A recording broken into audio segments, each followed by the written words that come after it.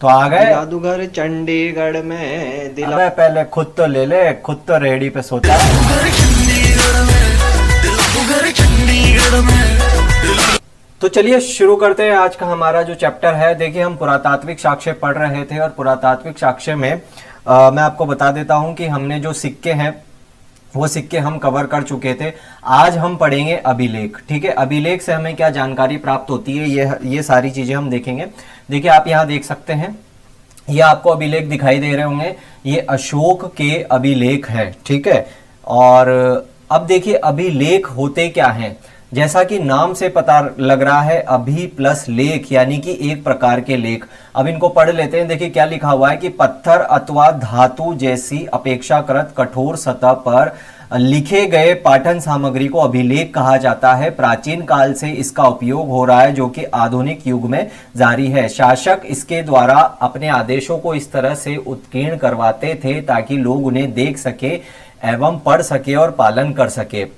तो देखिए यही बातें हैं कि अभिलेख एक ऐसा लेख होता था जो किसी पत्थर पर या फिर किसी मेटल यानी कि धातु की सतह पर लिखाए जाते थे। और इनको लिखने का जो मकसद होता था वो सिर्फ ये होता था कि जो राजा है या जो शासक है वो उसके नियम कायदे कानून या फिर उसके जो आदेश है वो जनता तक पहुंचा सके। जैसा कि आप सब लोग जानते हैं कि पुराने जमाने में कागज तो हुआ नहीं करते थे, तो अभिलेखों के माध्यम से ही क्या करते थे ये लोग अपने आदेशों को जनता तक पहुंचाते थे। आगे देखिए भारत के जो सबसे प्राचीन अभिलेख हैं वो अशोक के अभिलेख माने जाते हैं। यहाँ देख सकते हैं ये दोनों जो अभिलेख हैं ये अशोक के अभिलेख हैं। जब हम मौर्य साम्राज्य पढ़ेंगे तो उस मौर्य साम्राज्य में अशोक के अभिलेख मुख्यतः पढ़े जाते हैं, वहां पर हम इसको विस्तृत रूप से पढ़ेंगे। लेकिन अभी जानकारी के लिए मैंने आपको बता दिया है कि भारत के जो सबसे प्राचीन अभिलेख हैं वो अशोक के अभिलेख माने जाते हैं। यहाँ देख सकते हैं आप, ये दोनों अशोक के अभिलेख हैं। और अगर हम बात करें विश्व की कि विश्व में सबसे प्राचीन अभिलेख कौन से हैं, तो देखिए विश्व का सबसे प्राचीन अभिलेख जो है वो है आपका बोगाज गोई अभिलेख। इसको बोगाज कोई भी कहा जाता है या फिर बोगाज गोई भी कहा जाता है। ये आपके तुर्की में स्थित है। अब देखिए इसमें क्या है, इस अभिलेख पर राजाओं हित्ती मितनी के मध्य एक संधि का उल्लेख है जिसमें राजाओं ने वैदिक युगीन देवताओं को साक्षी माना था। इसमें इंद्र वरुण मित्र नास्तेय में 4 देवताओं के नाम है। तो देखिए प्रीलिम्स में ये क्वेश्चन कई बार पूछा जाता है कि विश्व का सबसे प्राचीन अभिलेख कौन सा है। तो विश्व का जो सबसे प्राचीन अभिलेख है वो आपका बोगाज गोई या बोगाज कोई का अभिलेख माना जाता है। ये तुर्की में मिला है और इसमें जो है 2 वंश थे। एक था आपका हित्ती, यहाँ लिखा हुआ है, यहाँ देख सकते हैं आप, हित्ती और मितनी, ये 2 वंश थे। इन दोनों वंशों में जब युद्ध हुआ और इनके बीच में जो संधि हुई उस संधि का जिक्र इस अभिलेख में मिलता है। ठीक है, और इसमें जो देवताओं के नाम लिए गए हैं वो मैंने यहाँ पे बता दिए हैं, इंद्र वरुण मित्र नास्ते, और 4 देवताओं के नाम इसमें मिलते हैं। अगर प्रीलिम्स में क्वेश्चन आ जाता है तो हम यहाँ से इसको देख सकते हैं। आगे देखिए प्रशस्ति अभिलेख। अब देखिए क्या होता था कि जो अभिलेख थे उनमें राजाओं के आदेश लिखे जाते थे, लेकिन एक समय ऐसा आया जब राजा जो है अपनी प्रशंसा अभिलेखों में लिखवाने लगे। ठीक है, अभिलेखों में जब वो अपनी प्रशंसा लिखाने लगे तो इनको अभिलेख नहीं कह के इनको प्रशस्ति कहा गया। प्रशस्ति का मतलब जिसमें प्रशंसा की गई है। तो यहाँ देख सकते हैं कुछ मुख्य प्रशस्ति अभिलेख जो है वो है प्रयाग प्रशस्ति, हाथी गुम्फा अभिलेख हो गया, जूनागढ़ अभिलेख हो गया, एहोल अभिलेख हो गया। इसको हम देख लेते हैं। यहाँ पे जो आपको डायग्राम ये पिक्चर दिखाई दे रही है ये सब अभी हम समझेंगे कि ये किसके हैं। देखिए सबसे पहले हम शुरू करते हैं प्रयाग प्रशस्ति। अब देखिए प्रयाग प्रशस्ति के बारे में यहाँ देख रहे होंगे आप, ये आपको इसका पिक्चर दिखाई दे रहा है, ये प्रयाग प्रशस्ति है। जैसा कि नाम से पता चल रहा है प्रयाग, यानी ये कहाँ स्थित होगा, ये प्रयाग में स्थित होगा। तो इसको पढ़ लेते हैं एक बार कि यह स्तंभ प्रयाग में मौर्य शासक अशोक के स्तंभ लेखों में से एक है। ठीक है, ये अशोक ने जो स्तंभ लेख थे उसके उनमें से एक है। पूर्व में यह प्रयाग के संगम तट पर सम्राट अशोक द्वारा बनाए गए किले में अवस्थित था, जिसकी ऊंचाई 10.6 मीटर है, जिस पर 3 शासकों के लेख खुदे हुए हैं। तो देखिए प्रयाग प्रशस्ति के बारे में हमने 2 पॉइंट जाने। 2 पॉइंट ये है कि भाई ये जो लेख है ये अशोक ने लिखवाया था मुख्यतः। और ये कहाँ पर स्थित था? ये प्रयाग में भी है, कौशाम्बी में, कौशाम्बी नामक एक जगह है प्रयाग, जो कि आज का इलाहाबाद है, वहां पर कौशाम्बी में जो किला था अशोक का, वहां पर ये स्थित था। और इस ये जो स्तंभ लेख है, ये जो प्रशस्ति है, इस पर 3 शासकों के लेख खुदे हुए हैं। अब ये 3 शासक कौन से हैं आगे हम देखेंगे इसको। देखिए यहाँ देखिए, इस स्तंभ को बाद में मतलब कब, 200 ईस्वी में समुद्रगुप्त द्वारा कौशाम्बी से प्रयाग लाया गया, और तब उसके दरबारी कवि हरिसेन रचित प्रयाग प्रशस्ति लेख इस पर खुदवाया गया था। तो कई बार ये प्रीलिम्स में क्वेश्चन पूछा जाता है कि भाई प्रयाग प्रशस्ति किससे संबंधित है, तो यह समुद्रगुप्त से संबंधित है। और समुद्रगुप्त के जो दरबारी कवि थे हरिसेन, क्या नाम था इनका, हरिसेन, उन्होंने समुद्रगुप्त के बारे में जो प्रशंसा की थी, उस प्रशंसा को इस पर खुदवाया गया था। आगे चौथा जो पॉइंट है वो पढ़ लेते हैं। इसमें उन राज्यों का वर्णन है जिन्होंने समुद्रगुप्त से युद्ध किया और हार गए तथा उसके अधीन हो गए। तो देखिए क्या है कि पहले अशोक का स्तंभ लेख था, ये कौशाम्बी में स्थित था। कौशाम्बी से समुद्रगुप्त इसको लाता है और कहां कहां लगवा देता है, प्रयाग में इसको स्थित करवा देता है। और प्रयाग में जो इसके दरबारी कवि थे हरिसेन, वो इस पर समुद्रगुप्त की प्रशस्ति को खुदवा देते हैं। आगे देखिए, इन अभिलेखों से पता चलता है कि समुद्रगुप्त ने अपनी विजय यात्रा का प्रारंभ उत्तर भारत के आर्यवत के 9 शासकों को परास्त करने के साथ किया, जिसमें नागसेन, अच्युत, गणपति आदि थे। मतलब वही है, अगर प्रशस्ति लिखी गई और समुद्रगुप्त के ऊपर लिखी गई है तो उसमें क्या होगा, उसमें उसके विजयों का वर्णन मिलेगा, तो इसमें भी वही किया गया है। नेक्स्ट देखिए, बाद में 1605 ईस्वी में इस स्तंभ पर मुगल सम्राट जहांगीर के राज तिलक का उल्लेख भी खुदवाया गया है। तो यही बात जो शुरू में हमने बताया था कि भाई इसमें 3 राजाओं का उल्लेख मिलता है। सबसे पहले अशोक, ठीक है, क्योंकि अशोक ने ही इसको लगवाया था। दूसरा समुद्रगुप्त, और तीसरा है आपका जहांगीर। जहांगीर के बारे में, जहांगीर का जब राज तिलक होता है, जहांगीर कौन था, मुगल सम्राट था, तो मुगल सम्राट जहांगीर का जब राज तिलक होता है तो 1605 में ये इसके बारे में जानकारी भी इस पर खुदी हुई है। तो प्रयाग प्रशस्ति के बारे में अगर कोई क्वेश्चन आ जाता है या शॉर्ट नोट्स आ जाते हैं तो आप यहां से देख सकते हैं। ठीक है, आगे चलिए।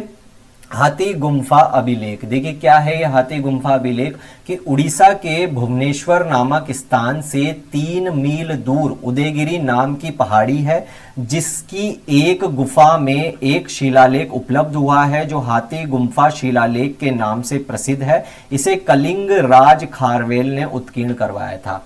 तो अगर आपसे सबसे पहले इसका स्थान पूछा जाए कि हाथी गुम्फा अभिलेख कहाँ स्थित है, तो देखिए जो उड़ीसा है, वर्तमान का उड़ीसा है, वहां पर जो भुवनेश्वर है, भुवनेश्वर से 3 मील दूर पर उदयगिरी की पहाड़ियां हैं।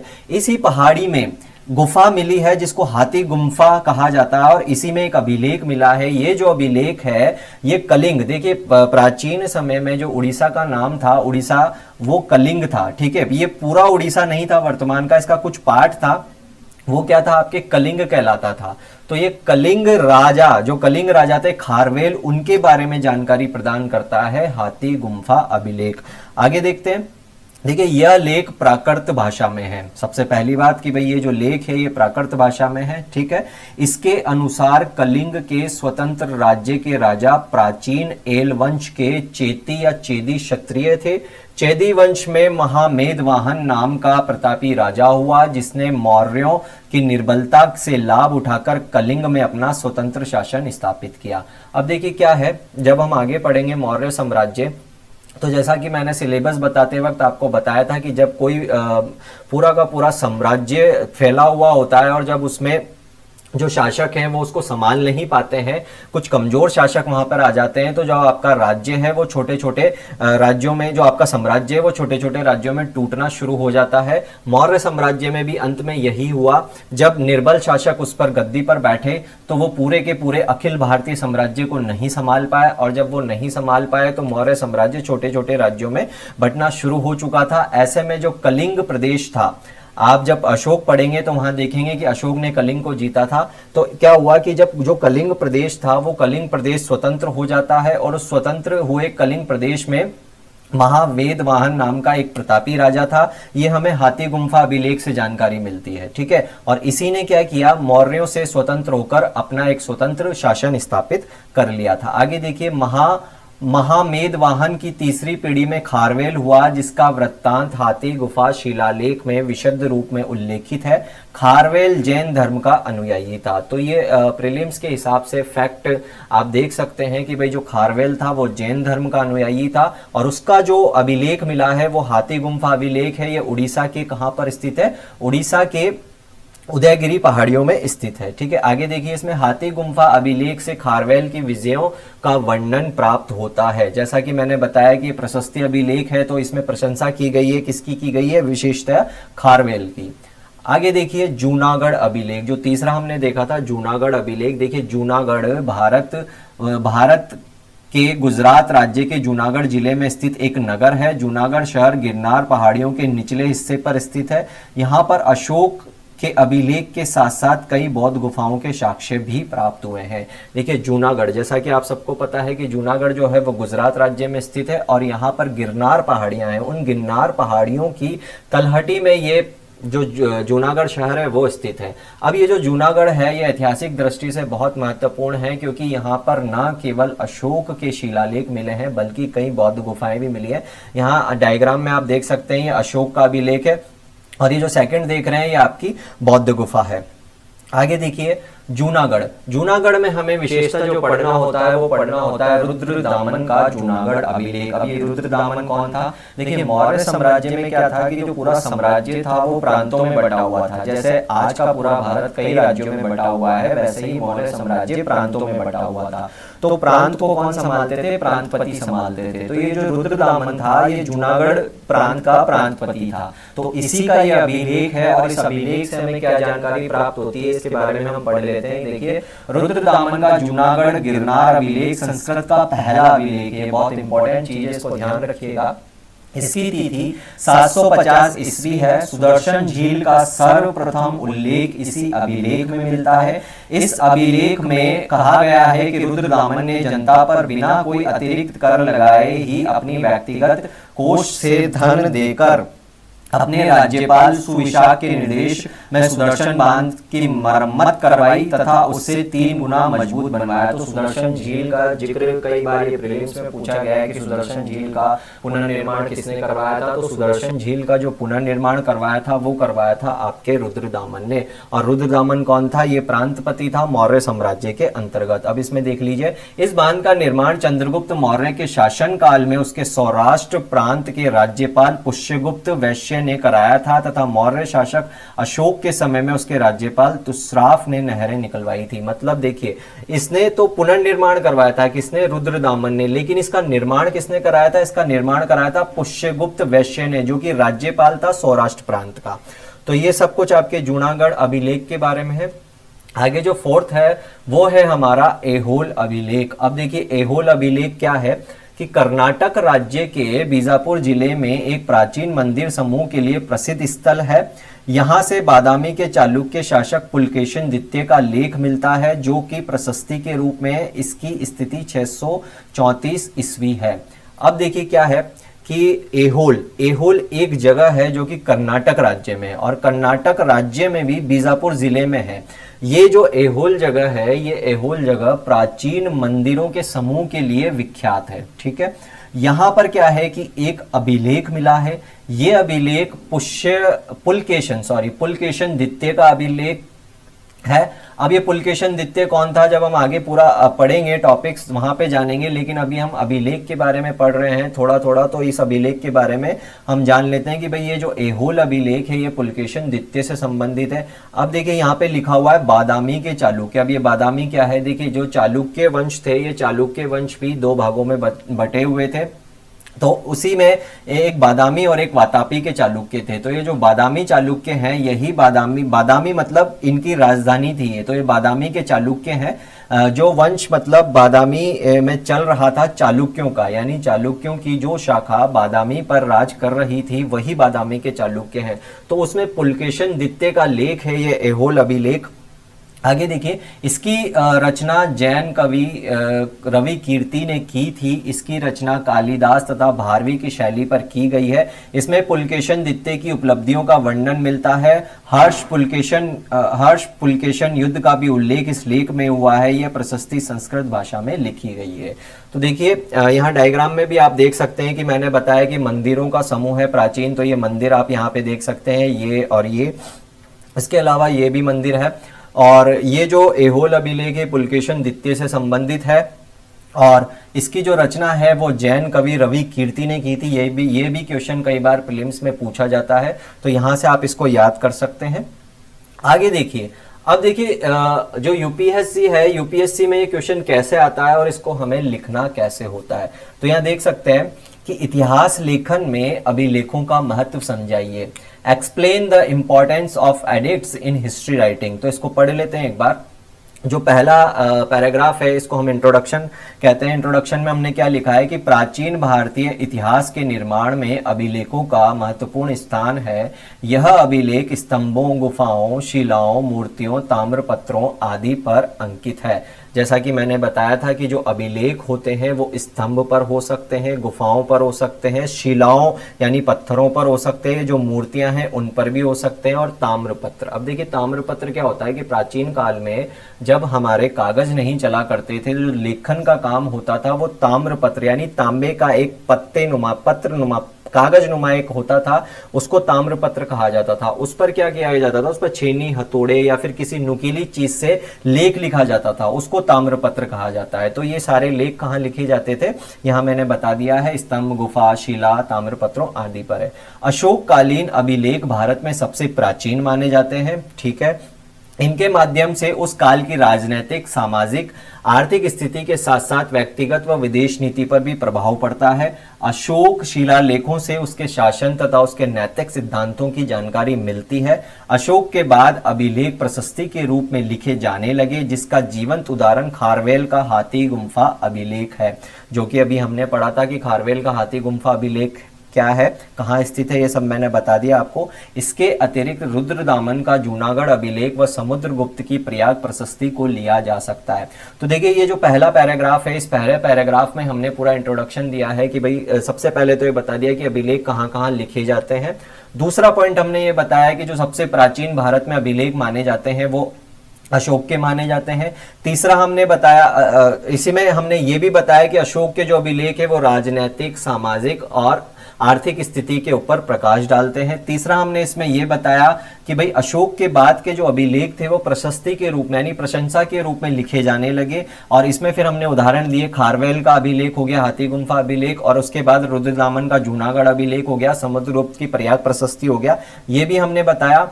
अब आगे पढ़ते हैं कि पूर्व मध्य काल में राजकीय अभिलेख भूमिदान पत्र के रूप में तांबे पर खुदे मिलते हैं। इनसे इस काल की राजनीतिक, सामाजिक, आर्थिक सूचना प्राप्त होती है। इसी प्रकार निजी अभिलेख मंदिरों की दीवारों अथवा मूर्तियों पर खुदे मिलते हैं। इनसे भी हमें इतिहास लेखन में बहुत मदद मिलती है। अब देखिए पूर्व मध्य काल क्या है, देखिए प्राचीन काल था, फिर हमारा आगे जब टाइम पीरियड बढ़ा तो ऐसा टाइम पीरियड आ गया कि अब जो अभिलेख थे वो पत्थरों की बजाय अब क्या है कि पत्रों पर, तांबे के पत्रों पर खुदे हुए मिलते थे, और ये उस समय की राजनीतिक, सामाजिक, आर्थिक सूचना हमें प्राप्त देते हैं, प्रदान करते हैं। इसी प्रकार अब देखिए ये जो अभिलेख थे ये इनको हम दो भागों में बांट के देख सकते हैं कि एक तो होते थे राजकीय अभिलेख और एक होते थे निजी अभिलेख। जो राजकीय अभिलेख थे ये अभिलेख राजाओं द्वारा खुदवाए जाते थे, जबकि जो निजी अभिलेख थे ये निजी व्यक्तियों द्वारा खुदवाए जाते थे। अब ये निजी व्यक्तियों द्वारा कहाँ खुदवाए जाते थे, मान लीजिए कि किसी मंदिर में इन्होंने दान किया, जो आज भी हम देख सकते हैं कि भाई मंदिरों में कई जगह अगर दान करते हैं तो हम एक पूरी नंबर नेम प्लेट के रूप में वहां पर स्थापित करते हैं, कहीं उद्घाटन करते हैं तो वहां पे भी लिखा जाता है कि भाई इस जो जगह है इस जगह का उद्घाटन माननीय प्रधानमंत्री या माननीय मुख्यमंत्री के द्वारा किया गया, तो ये भी एक अभिलेख का ही हिस्सा है। तो निजी अभिलेख वहां लिखाए जाते थे जहां पर निजी कार्य किया जाता था, तो ये यहाँ पर यही लिखा हुआ है कि निजी अभिलेख मंदिरों की दीवारों अथवा मूर्तियों पर खुदे मिलते हैं। अब नेक्स्ट आ जाइए, अभिलेखों का ऐतिहासिक महत्व। जैसा हमने सिक्कों के बारे में पढ़ा था कि सिक्कों से हमें क्या जानकारी मिलती है, उसी प्रकार से हम ये जानेंगे कि अभिलेखों से हमें क्या जानकारी मिलती है। और ये हम यहाँ पे पॉइंट्स के रूप में देख सकते हैं। सबसे पहला देखिए कि अभिलेखों से तत्कालीन भारत की राजनैतिक, सामाजिक, धार्मिक एवं आर्थिक स्थिति के बारे में जानकारी मिलती है। अतः अभिलेख भारतीय इतिहास के विश्वसनीय स्रोत है। सबसे पहला पॉइंट हमारे पास ये आया है कि भाई ये जो अभिलेख हैं, ये अभिलेख अगर लिखे गए हैं और इसमें अगर कोई बात लिखी गई है तो इस बात से हमें क्या पता लग रहा है कि भारत में उस समय स्थिति कैसी थी। उदाहरण के तौर पर जैसे अशोक कहता है कि अपने अभिलेखों में कहता है कि भाई पशुओं का हमें क्या करना चाहिए, पशुओं का हमें मारना नहीं चाहिए, ठीक है। इसके अलावा सभी धर्मों का पालन करना चाहिए। तो इससे हमें क्या जानकारी मिल रही है, इससे हमें ये इंफॉर्मेशन मिल रही है, इससे हमें ये नॉलेज मिल रही है कि भाई उस समय क्या था कि एक सामंजस्य वाला वातावरण स्थापित हो रहा था, धर्म की कट्टरता नहीं थी, ठीक है। अशोक जब अपने अभिलेखों में ये कह रहा है कि भाई सभी धर्मों का हमें आदर करना चाहिए, ठीक है, तो ये सारी चीजें हम यहां से पता कर सकते हैं। दूसरा पॉइंट देखिए, इन अभिलेखों से तत्कालीन राजाओं के चरित्र, व्यक्तित्व व उनके व्यक्तिगत रुचियों पर प्रकाश पड़ता है। जैसा कि मैंने बताया कि भाई अशोक कहता है कि भाई सभी धर्मों का आदर करो, जीव मात्र के प्रति दया रखो, ठीक है। उसने कई अस्पताल भी खुलवाए, कई विश्रामशालाएं भी खुलवाई। तो इससे क्या हो रहा है, इससे हमें उसे व्यक्ति विशेष, जैसे अशोक के बारे में जानकारी मिल रही है कि भाई वो कितना दयालु व्यक्ति था, कितना सहिष्णु व्यक्ति था, उसने जनता की भलाई के लिए क्या क्या कार्य किए। तो ये सब हमें किससे पता लगता है, ये हमें पता लगता है अभिलेखों से। जैसे समुद्रगुप्त की अगर प्रशस्ति के बारे में बात करें तो उसमें लिखा है कि भाई समुद्रगुप्त ने जो है पूरे उत्तर भारत पर कब्जा कर लिया था, वो कभी नहीं हारा, उसने काफी सारी विजय प्राप्त की। तो इससे हमें क्या पता लग रहा है कि भाई वो एक बहादुर शासक था, ठीक है। अब तीसरा पॉइंट देख लिए, इन अभिलेखों से तत्कालीन राजाओं के राज्यों की सीमा निर्धारण में मदद मिलती है। जैसा कि अभी मैंने बताया कि समुद्रगुप्त के बारे में उसकी प्रयाग प्रशस्ति से हमें सूचना मिलती है कि भाई उसने उत्तर में और दक्षिण में कई राज्यों को जीतकर अपने साम्राज्य में मिला लिया था। तो इससे हमें ये पता लग रहा है कि भाई समुद्रगुप्त का शासन या साम्राज्य कहां तक फैला हुआ था। तो ये 3 पॉइंट हो गए। चौथा पॉइंट देख लीजिए, इन अभिलेखों से राजवंशावली की जानकारी भी प्राप्त होती है, जिससे इतिहास का कालक्रम निर्धारण में सहायता मिलती है। जैसा कि हमें पता लग रहा है कि भाई अभिलेख है, अभिलेख पर अगर राजा का नाम अंकित है तो हमें ये पता लग रहा है कि ये जो राजा है ये कौन सा वंश था या इस समय कौन सा वंश हमारा चल रहा था। आगे देखिए, अशोक तथा अन्य राजाओं के अभिलेखों से उनकी शासन व्यवस्था के बारे में जानकारी मिलती है। तो अब ये वही बात है कि भाई राजनीतिक, सामाजिक और आर्थिक स्थिति के बारे में जानकारी मिलती है। तो ये हमारे 5 पॉइंट है जो हमें अभिलेखों से पता लगते हैं। पहला पॉइंट हमने बताया कि भाई अगर अभिलेख किसी विशेष टाइम पीरियड का है तो उस विशेष टाइम पीरियड के बारे में हमें राजनीतिक, सामाजिक, आर्थिक जानकारी मिल रही है। दूसरा, जिस राजा ने उसको लिखवाया है उस राजा के बारे में हमें जानकारी मिलती है कि उसका व्यक्तित्व कैसा था। तीसरा, उस राजा के साम्राज्य की सीमा के बारे में हमें जानकारी मिलती है। चौथा, कि उस राजा की वंशावली के बारे में हमें जानकारी मिलती है। और पांचवा हमने लिखा है कि भाई अशोक या अन्य राजाओं के जो भी अभिलेख हैं उनसे उनकी शासन व्यवस्था के बारे में भी हमें जानकारी मिलती है। तो ये 5 पॉइंट आपको याद करने होंगे। अब क्या है, जैसा कि मैंने आपको शुरू में भी बताया, हमेशा बताया है कि भाई जो यूपीएससी में हमें आंसर लिखना होता है वो कभी भी पॉजिटिव नहीं लिखना होता, उसको थोड़ा नेगेटिव करके बैलेंस करके लिखना होता है। तो यहाँ पे देख लीजिए कि किंतु गहराई से उपर्युक्त तथ्यों का परीक्षण करें तो पाते हैं कि इनकी अपनी सीमाएं हैं। अब इनकी सीमाएं क्या है? प्रथम, भले ही इनका स्वरूप वस्तुनिष्ठ हो परंतु इनके आधार पर लिए गए निर्णय हमेशा व्यक्तिनिष्ठ होते हैं। अब देखिए, बहुत बड़ी बात कही गई है कि भाई भले ही इनका स्वरूप वस्तुनिष्ठ हो। अब जैसे मान लीजिए कि अशोक के अभिलेख मिले, ये प्राकृत भाषा में मिले, या बहुत से ऐसे अभिलेख हैं जो कई और भाषाओं में मिले, कई और लिपि में मिले, संस्कृत भाषा में मिले। तो अब ये क्या है कि भाई ठीक है, इन पे जो चीजें लिखी गई है वो लिख दी गई है, लेकिन उसको पढ़कर उसके बारे में जो हम विचार ले रहे हैं या उससे जो सूचना प्राप्त कर रहे हैं वो हमारी व्यक्ति विशेष की कल्पना है। ठीक है, जैसे कि अशोक कहता है कि भाई सभी धर्मों का आदर करना चाहिए, तो अब ये उसने लिख दिया है। अब इसके बारे में मैं ये सोच रहा हूं, ये मेरा विचार है कि भाई अशोक ऐसा व्यक्ति था जो सभी धर्मों को मानता था, मतलब वो एक प्रकार का सहिष्णु था और सभी धर्मों के प्रति उसने सामंजस्य बिठाने की कोशिश करी। ये मेरी कल्पना है। ठीक है। कोई अगर दूसरा व्यक्ति होगा वो इसका ये भी मतलब निकाल सकता है कि भाई अशोक के काल में जो है धार्मिक कट्टरता इतनी बढ़ गई थी कि भाई अशोक को ये चीज जो है अपने शासन में स्थापित करनी पड़ी कि भाई आप जो है सभी धर्मों का आदर करो। तो इस प्रकार से क्या है कि ये पॉइंट ऑफ व्यू हो सकता है अलग अलग व्यक्तियों का, जितने लोग उसको पढ़ेंगे उतने ही विचार वहां पर प्रकट होंगे। तो इसलिए कहा गया है कि भाई इनसे जो निर्णय लिए गए वो व्यक्तिनिष्ठ होते हैं, यहां पर यही लिखा है। दूसरा, हम ऐसा नहीं कह सकते कि इनमें मानवीय हस्तक्षेप की गुंजाइश नहीं है, क्योंकि अशोक के कई अभिलेख अपने मूल स्थान से हटा लिए गए थे, फिर भी अभिलेखों की महत्ता को नकारा नहीं जा सकता। दूसरी हमने इसमें क्या बताया कि भाई हम यहाँ पर इससे पहले बोल रहे थे कि भाई अभिलेख जहां मिलते हैं तो हम राज्य की सीमा बता देते हैं इससे, लेकिन यहाँ पर एक बहुत नेगेटिव पॉइंट हमारे पास ये आया है कि कई अभिलेख अपने मूल स्थान से हटा लिए गए थे। ठीक है, तो यहाँ पर उदाहरण भी हमने दिया है कि अशोक के कई अभिलेख अपने मूल स्थान से हटा लिए गए थे। उदाहरण के तौर पर प्रयाग प्रशस्ति के बारे में हमने पढ़ा है थोड़ी देर पहले ही। आगे देखिए, परंतु फिर भी अभिलेखों की महत्ता को नकारा नहीं जा सकता, इसलिए आज भी पुरातात्विक साक्ष्यों में अभिलेखों को सबसे ज्यादा प्रमाणित साक्ष्य माना जाता है। अब हमने इसमें लिखा है कि चाहे जो भी हो, भले ही ये अपने मूल स्थान से हटा लिए गए हों या फिर इनसे जो निर्णय लिए गए हों व्यक्तिनिष्ठ हो, लेकिन फिर भी इनकी अपनी इंपॉर्टेंस है और इसको नकारा नहीं जा सकता है, क्योंकि इतिहास लेखन में इन अभिलेखों ने हमारा बहुत ज्यादा साथ दिया है। ठीक है, तो ये सारी चीजें हैं।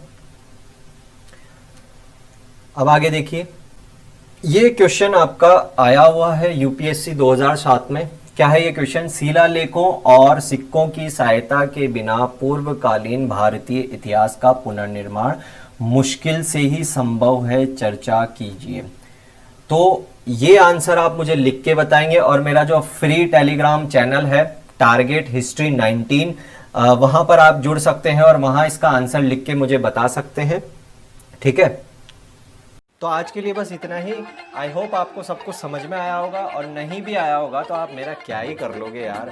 तो तब तक के लिए गुड बाय, शब्बा खैर, ध्यान रखिए अपना, अपने पड़ोसियों का, और हाँ, अपनी पड़ोसन का। Bye bye.